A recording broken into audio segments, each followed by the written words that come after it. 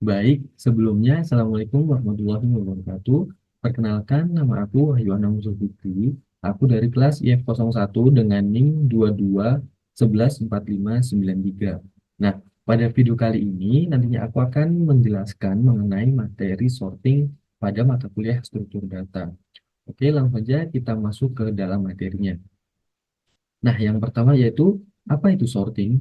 Nah, perlu teman-teman ketahui dulu sebelum kita masuk ke dalam materi. Jadi, sorting itu merupakan proses pengurutan data di mana pada awalnya itu data disajikan secara acak. Kemudian ketika kita menggunakan sorting, kita bisa mengurutkan data itu secara terurut. Dari data yang masih acak, kemudian kita bisa mengurutkan data itu secara berurutan ataupun terurut gitu. Oke, yang selanjutnya kita juga perlu tahu manfaat dari penggunaan sorting sendiri, teman-teman. Jadi ada dua manfaat dalam penggunaan sorting. Yang pertama yaitu ada mempercepat pencarian. Kenapa mempercepat pencarian? Karena di dalam sorting sendiri ada beberapa metode yang bisa kita gunakan untuk mengurutkan data.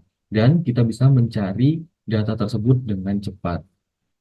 Dengan yang kedua, ataupun poin yang kedua, yaitu dapat dengan mudah menentukan nilai yang terbesar ataupun yang terkecil. Nah, seperti yang sudah aku sampaikan tadi, di dalam sorting sendiri ada 4 metode yang bisa digunakan dalam mengurutkan data. Sehingga nantinya kita bisa mengurutkan data itu dari yang terbesar menuju yang terkecil, ataupun dari data yang terkecil menuju yang terbesar, gitu, teman-teman. Dengan melakukan pengurutan data secara ascending ataupun descending.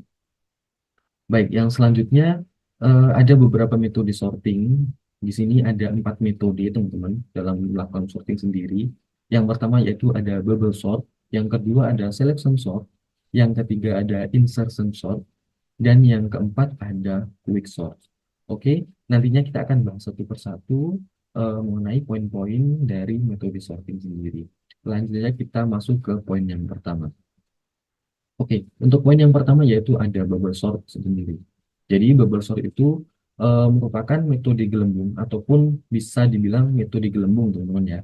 Merupakan metode ataupun algoritma pengurutan dengan cara melakukan pengenukaran data dengan data yang sebelahnya. Jadi ini datanya ditukar dengan satu persatu, teman-teman. Ditukar secara terus-menerus sampai dapat dipastikan dalam satu iterasi tertentu tidak ada lagi perubahan ataupun datanya itu sudah terurut, gitu, teman-teman. Nah, aku juga memberikan contoh di sini ada angka 31428. Nah, ini kita bisa lihat datanya ini kan belum terurut, maka kita bisa melakukan pemrosesan untuk mengurutkan data ini secara ascending ataupun dari kecil ke besar. Gitu. Kita bisa melakukan proses yang pertama, kita bisa langsung eksekusinya. Kita bisa mengurutkan satu persatu. Kita bandingkan angka 3 dengan angka satu itu lebih kecil yang mana. Nah, kita bisa ketahui bahwa angka satu itu lebih kecil daripada angka 3. Maka kita bisa langsung menggeser ataupun menukar posisi angka satu di tempat angka 3 dan angka 3 di tempat angka satu. Kemudian ketika sudah, kita akan membandingkan angka yang selanjutnya lagi, yaitu angka 3. Kita bisa bandingkan angka 3. Angka 3 dengan 4, apakah angka 3 itu lebih kecil daripada 4? Jawabannya iya. Maka kita tidak perlu melakukan proses penukaran. Kemudian kita geser lagi ke angka selanjutnya, yaitu angka 4. Kita akan bandingkan angka 4 itu dengan angka 2. Apakah angka 4 ini lebih kecil daripada 2? Jawabannya tidak, karena angka 4 ini lebih besar daripada 2. Oleh karena itu, kita bisa melakukan penukaran posisi, di mana angka 2 itu menempati angka 4, sehingga angka 4 itu berpindah ataupun menukar tempatnya di posisi angka 2. Nah, kemudian kita melakukan pengurutan data secara yang terakhir, yaitu angka 8. Nah, kita bandingin nih, apakah angka 4 itu lebih kecil daripada 8? Nah, jawabannya iya. Sehingga kita tidak perlu melakukan proses penukaran. Jadi untuk proses yang pertama ini sudah selesai, teman-teman. Namun, datanya ini belum terurut secara rapi ataupun secara sesuai gitu ya, teman-teman. Kita melakukan proses yang kedua lagi. Kita melakukan pengurutan data secara satu persatu lagi. Kita masuk ke proses yang kedua. Kita bandingin nih, kita urut apa kita bandingin apakah angka satu itu lebih kecil daripada angka 3? Nah, jawabannya iya. Jadi kita tidak perlu melakukan proses penukaran karena sudah sesuai. Kemudian kita lanjut ke selanjutnya. di baris yang kedua ini, teman-teman. Apakah angka 3 itu lebih kecil daripada angka 2? Nah, jawabannya tidak, teman-teman. Karena angka 3 itu lebih besar daripada angka 2. Sehingga kita melakukan proses penukaran, yaitu angka 2 berpindah ke angka 3 dan angka 3 berpindah ke angka 2. Kemudian kita melakukan proses pembandingan lagi. Kita bandingin nih. Tadi kan sudah angka 1, 2, kita sudah bandingin. Selanjutnya kita bandingkan nih. Angka 3 dengan angka 4. Apakah angka 3 itu lebih kecil daripada angka 4? Nah, jawabannya iya, teman-teman. Sehingga kita tidak perlu melakukan proses penukaran karena ini sudah sesuai. Kemudian untuk proses yang ketiga, kita hanya memastikan lagi eh, sebenarnya kita sudah mendapatkan jawabannya. Ini sudah terwujud, teman-teman. Namun ketika kita ingin memastikan lagi, kita bisa melakukan proses yang sama. Kita bisa bandingkan angka ataupun data satu dengan data sebelahnya gitu. Dan ini merupakan output terakhir dari yang awalnya angka itu secara acak ataupun data itu secara acak, em, kita bisa urutkan menggunakan bubble sort dengan satu persatu sehingga hasilnya sudah terurut, teman-teman. Oke. Langsung saja kita masuk ke poin yang selanjutnya ataupun metode yang selanjutnya yaitu selection sort. Nah, kita perlu tahu dulu arti dari selection sort itu apa, teman-teman. Jadi selection sort itu merupakan algoritma pengurutan data dengan cara membandingkan elemen yang sekarang dengan elemen yang berikutnya sampai dengan elemen yang terakhir. Jadi, jika ditemukan elemen ini lebih kecil dari elemen sekarang, maka dicatat posisinya dan kemudian ditukar. Nah, aku juga sudah memberikan contoh ada 4 angka yang sudah aku siapkan, teman-teman, yaitu dari angka 15, 16, 2, dan 9. Nah, kita bisa langsung mengeksekusi em, kita bisa langsung mengeksekusi angka yang sudah kita siapkan. Oke, dari angka 15, 16, 2, dan 9, kita akan melakukan pengecekan satu persatu, teman-teman. Jadi, apakah angka 15 itu lebih kecil daripada 16? Jawabannya betul sekali. Kemudian, kita lanjut mengecek ke sebelahnya. Apakah angka 15 itu lebih kecil daripada angka 2? Nah, jawabannya tidak, karena angka 15 itu lebih besar daripada 2. Angka 2-nya itu lebih kecil daripada 15. Kemudian kita bandingin nih, angka 2 dengan angka 9 itu lebih kecil yang mana? Karena angka 2 itu lebih kecil daripada angka 9, maka kita bisa langsung melakukan penukaran data, yaitu dari angka 15 dengan angka 2. Kita melakukan penukaran data, jadi angka 2 ini menempati angka 15. Kemudian angka 15 ini menempati angka 2. Jadi saling tukar posisi gitu, teman-teman. Oke, kita lanjut ke proses yang kedua. Kita bandingin satu persatu lagi. Nah, apakah angka 16 itu lebih kecil daripada 15? Nah, jawabannya tidak, teman-teman. Karena angka 16 itu lebih besar daripada 15. Nah, kemudian kita bandingin lagi nih. Apakah angka 16 itu lebih kecil daripada 9? Nah, jawabannya tidak, teman-teman. Karena angka 16 ini lebih besar daripada angka 9. Kemudian, oleh karena itu, kita melakukan penukaran data dari angka 9 dengan 16. Jadi, angka 9 ini menempati posisi 16 dan angka 16 ini menempati posisi 9.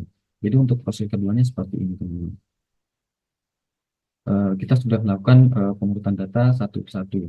Kemudian untuk proses yang terakhir, yaitu proses yang ketiga, karena ini sudah urutan, kita juga bisa untuk melakukan pengecekan, kita bisa melakukan pembuktian, teman-teman ya. Kita bisa bandingkan.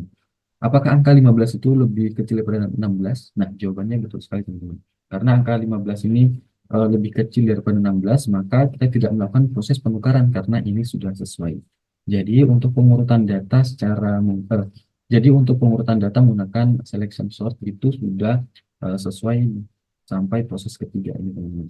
Yang awalnya angkanya itu masih secara acak, kemudian kita pengurutan data menggunakan selection sort dan alhasil angkanya itu sudah terurut secara sesuai, teman-teman. Oke, yang selanjutnya kita masuk ke metode yang ketiga yaitu insertion sort. Nah, gimana cara kerja insertion sort itu, teman-teman? Jadi, insertion sort itu merupakan algoritma pengurutan yang membandingkan dua elemen data pertama dan mengurutkannya. Kemudian kita bisa mengecek nih elemen data berikutnya secara satu persatu juga dan membandingkannya dengan elemen data yang telah kita urutkan tadi, gitu, teman-teman. Jadi intinya kita itu mengecek data satu persatu sesuai data yang sudah kita urutkan. Oke, kita langsung saja masuk ke contohnya teman-teman ya. Kita bisa lihat sama-sama. Jadi di sini aku sudah menyiapkan 8 data 8 data ataupun 8 angka secara acak gitu ataupun belum berurutan. Nah, kita nantinya akan mengurutkan data itu dari kecil menuju data yang paling besar. Oke, kita masuk ke contohnya. Kita langsung mengeksekusi aja teman-teman. Kita langsung bandingkan satu persatu teman-teman. Oke, kita bandingin angka 9 dengan angka 7. Apakah angka 9 itu lebih kecil daripada 7? Nah, jawabannya tidak teman-teman. Karena angka 9 itu lebih besar daripada 7. Maka oleh karena itu kita melakukan proses penukaran data. Di sini kita melakukan proses penukaran data yaitu dari angka 9 dengan angka 7. Kita melakukan proses penukaran data di sini secara satu persatu teman-teman. Jadi 7 menempati angka 9 dan angka 9 itu menempati angka 7. Nah, kemudian kita masuk ke selanjutnya. Kita bandingin angka 6 nih teman-teman.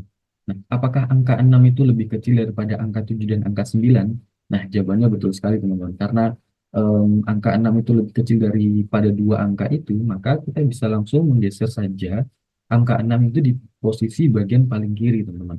Di sini. Kita bisa langsung tempatin posisi angka 6 itu berada di paling kiri. Dan angka 7 dan 9 itu geser ke sebelah kanan. Nah, kemudian angka 6 sudah, kita bisa bandingin angka 15 lagi, teman-teman. Kita bisa bandingin angka 15 ini. Nah, apakah angka 15 itu lebih kecil daripada angka 6, 7, dan 9? Nah, jawabannya tidak, teman-teman. Karena angka 15 itu lebih besar dari ketiga angka ini. Oleh karena itu, kita tidak perlu melakukan proses penukaran data. Nah, kemudian kita selanjutnya, yaitu angka 16. Kita bisa bandingin apakah angka 16 itu lebih kecil daripada angka 6, 7, 9, dan 15. Nah, jawabannya tidak, teman-teman, karena angka 16 itu lebih besar dari keempat angka itu, sehingga kita tidak perlu melakukan proses penukaran. Oke, selanjutnya kita masuk ke data selanjutnya, yaitu data ataupun angka nomor 5. Kita bandingin nih, apakah angka 5 itu lebih kecil daripada angka 6, 7, 9, 15, dan 16? Maka jawabannya iya. Kemudian kita bisa langsung saja menukar ataupun memindahkan posisi 5 itu berada di posisi paling kiri. Gini, kita bisa menukar posisi paling kiri di bagian sini. Kemudian untuk angka 6, 7, 9, 15, dan 16, itu kita bisa menggeser ke sebelah ataupun di sebelah angka 5, di sebelah kanannya angka 5, gitu teman-teman. Oke, selanjutnya kita melakukan perbandingan angka 10. Nah, kita bandingin angka 10. Apakah angka 10 itu lebih kecil dari angka 15 dan 16? Nah, jawabannya betul sekali, teman-teman.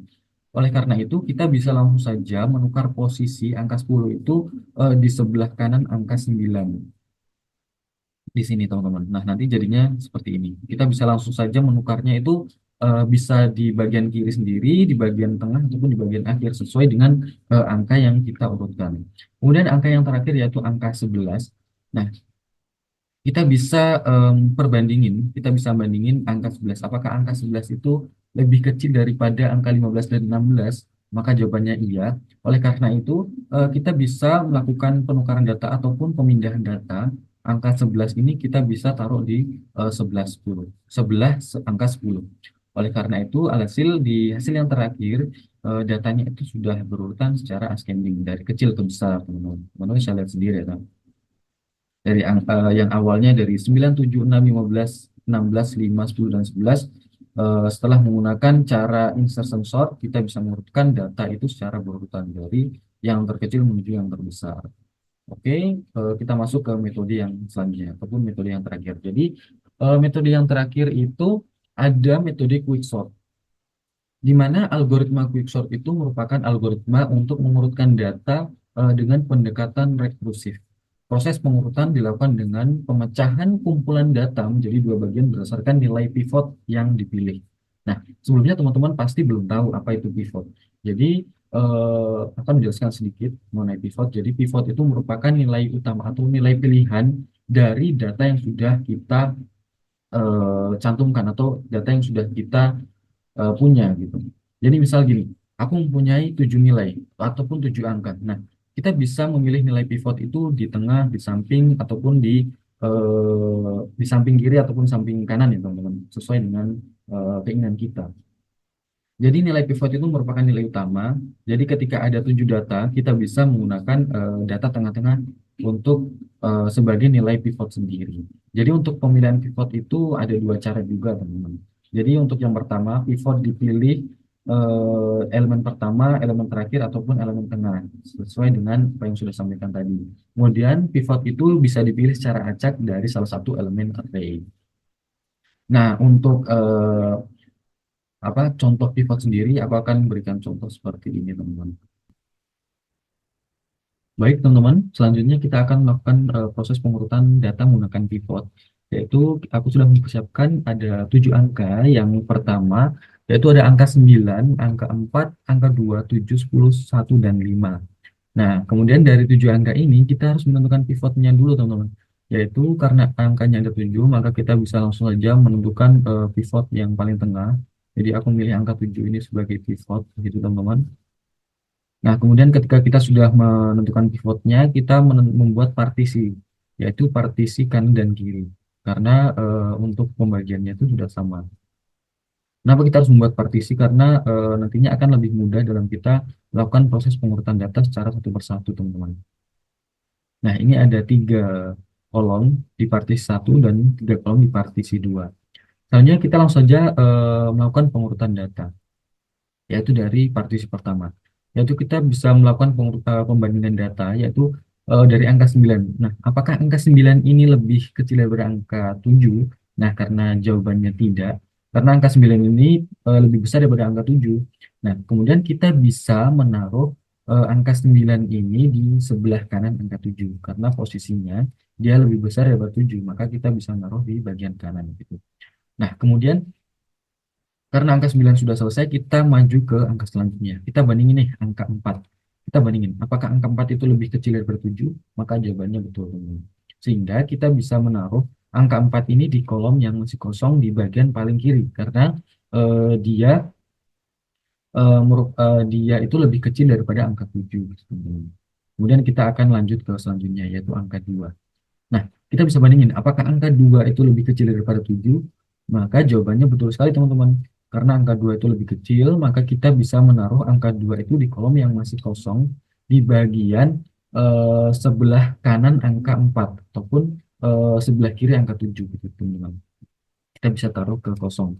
Kenapa dia tidak bisa taruh di sebelah kiri sendiri? Nah, karena quick sort itu berbeda dengan metode sebelumnya, maka untuk quick sort sendiri mempunyai ketentuan seperti ini, teman-teman.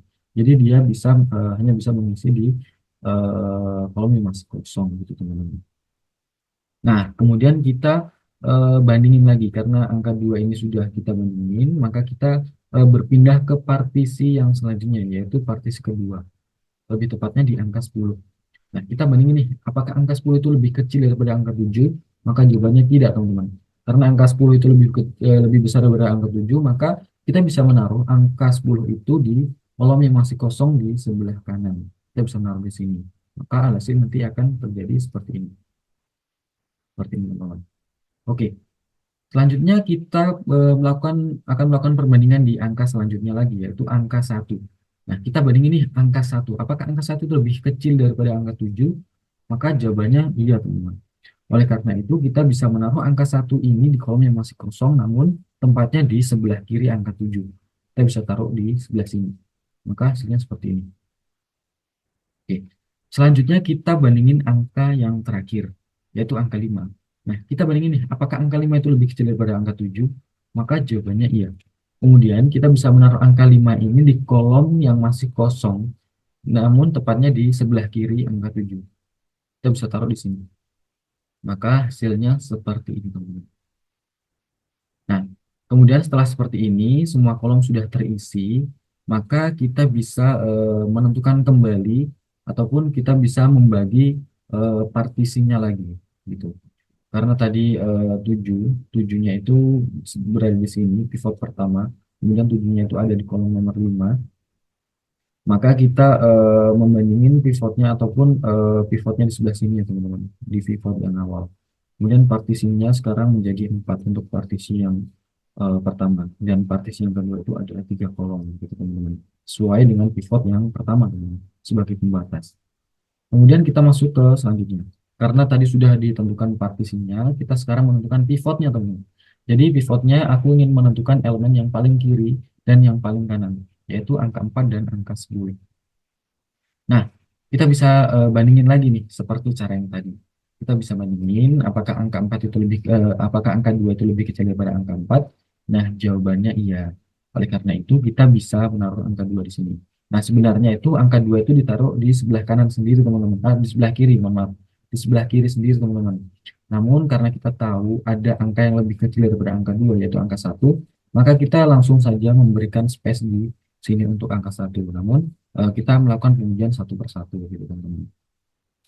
Setelah kita bandingin angka 2, ternyata angka 2 itu lebih kecil dari angka 4, maka kita menaruh angka 2 itu di sebelah kiri angka 4. Kemudian kita masuk ke selanjutnya, kita perbandingin angka 1 nih. Apakah angka 1 itu lebih kecil daripada angka 4? Nah, jawabannya iya teman-teman. Oleh karena itu, kita bisa langsung menaruh aja teman-teman. Angka 1 itu di posisi yang paling kiri, karena angka 1 ini merupakan angka yang paling terkecil dari angka-angka yang sudah kita sediakan ini teman-teman. Kita bisa menaruh angka 1 di bagian sini. Nah, kemudian setelah ini sudah selesai, tiga angka ini sudah selesai, maka kita langsung saja bandingin angka 5 untuk partisi pertama di angka yang terakhir. Kita bandingin angka 5. Apakah angka 5 itu lebih kecil daripada angka 4? Nah, jawabannya tidak, teman-teman. Karena angka 5 ini nilainya lebih besar daripada angka 4. Oleh karena itu, kita taruh angka 5 itu di bagian kanan, teman-teman. Karena dia lebih besar daripada angka 4 di sini. Nah, ketika kita sudah membandingkan satu persatu, untuk partisi yang pertama itu sudah selesai, teman-teman. Yang awalnya masih 4, 2, 1, 5. Setelah kita melakukan proses perbandingan satu persatu, maka hasilnya sudah terurut. Jadi partisi pertama sudah selesai. Nah, untuk yang partisi kedua, karena kita bisa lihat sendiri, teman-teman, untuk partisi yang kedua ini angkanya sudah terurut, maka kita tidak perlu lagi untuk membandingkan secara satu persatu. Kita bisa langsung menuliskan saja seperti ini. Alhasil, partisi pertama dan partisi kedua sudah selesai dan sudah terurut secara dari kecil menuju ke besar. Yang awalnya itu angkanya ada belum terurut, yaitu ada angka 9, 4, 2, 7, 10, dan 5. Setelah kita urutkan menggunakan metode quicksort, dengan cara pengurutan satu persatu dengan pembuatan pivot, menentukan pivot, dan menentukan pemisah antara partisi satu dan partisi dua, maka hasil akhirnya seperti ini. Angkanya sudah terurut. Nah, selanjutnya ini ada portofolio dari aku sendiri, di mana portofolio ini merupakan hasil kerja dari mata kuliah struktur data pada semester 2 lalu, teman-teman. Teman-teman bisa akses portofolio aku di sini, bisa download di sini, yaitu ungu.in/staffhub eh, strip porto. Teman-teman bisa akses di sini. Oke, karena materinya sudah selesai, mungkin itu yang dapat saya jelaskan pada materi sorting sendiri. Mohon maaf apabila ada kesalahan kata dalam aku menyampaikan materi tersebut. Sekian dari aku. Wassalamualaikum warahmatullahi wabarakatuh.